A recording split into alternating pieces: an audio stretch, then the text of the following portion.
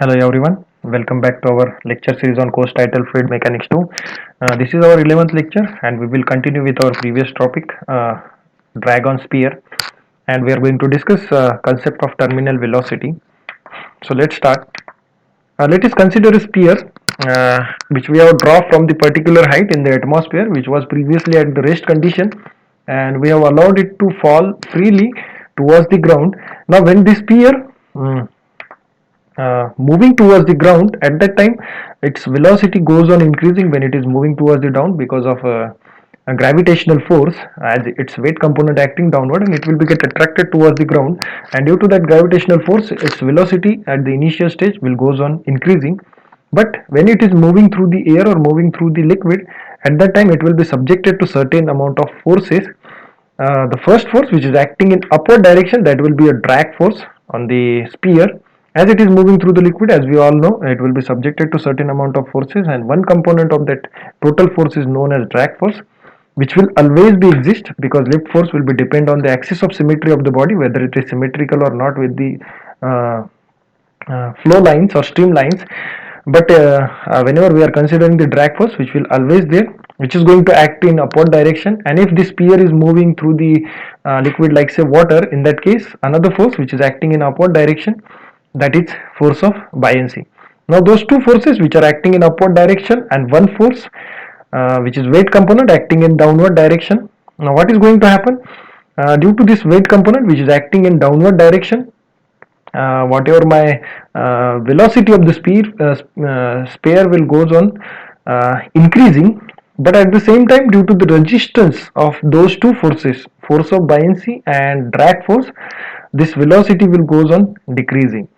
The one time at the one stage those three forces will may become equal, that is mean that at the one side the resistance will goes on increasing. As we all know, whatever the drag force will be given by the equation Fd is equal to Cd multiplied by A multiplied by rho u square upon 2.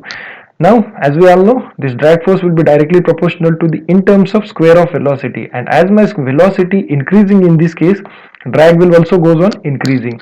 So as my drag goes on increasing, and one stage may come, at that stage those two forces which are acting in upward direction and one force which is acting in downward direction, both all will become equal. That is nothing but upward forces is equal to downward forces, and at that time whatever the velocity of my object will become constant velocity. With that velocity it is going to fall down towards the ground, and that velocity is known as terminal velocity. So what is terminal velocity?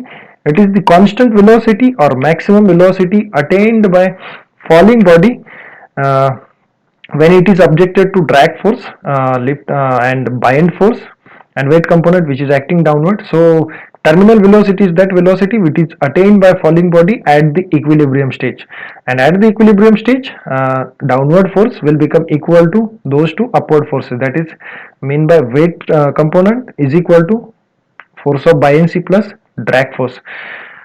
So we will try to define equation for this. And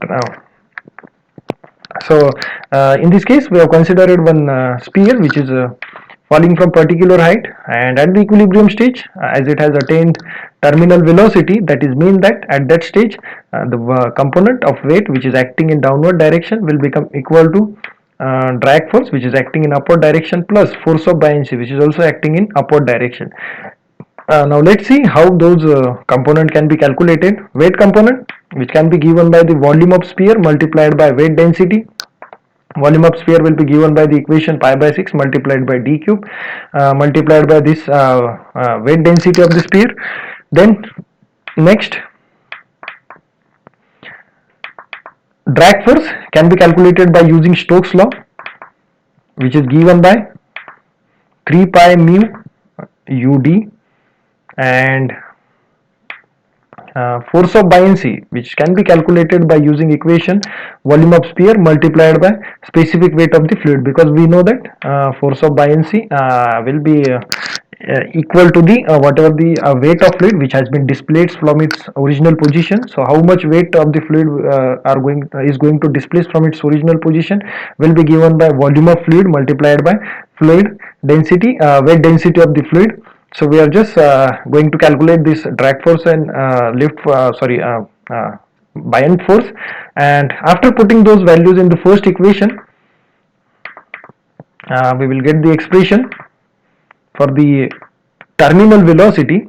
So what we are getting here, just put the values of this expression for the weight component, drag force and buoyant force.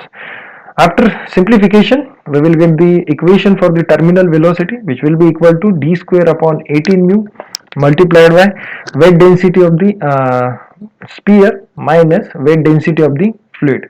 So this will be our equation for the terminal velocity, and by using this equation we can calculate terminal velocity of falling body. But keep in mind that while computing this particular expression, we have make use of 3 pi mu ud, that is Stokes law. And if you are using Stokes law, that means that always keep in mind that your value of Reynolds number should be less than 0.2. So if you are going to make use of this expression when you are going to calculate terminal velocity, and if you are going to make use of this expression, u is equal to d square upon 18 mu multiplied by weight density of solid body minus weight density of fluid. In that case, you need to keep in mind that your Reynolds number is less than 0.2. If it is less than 0.2, then and then only this equation will be applicable, otherwise it won't.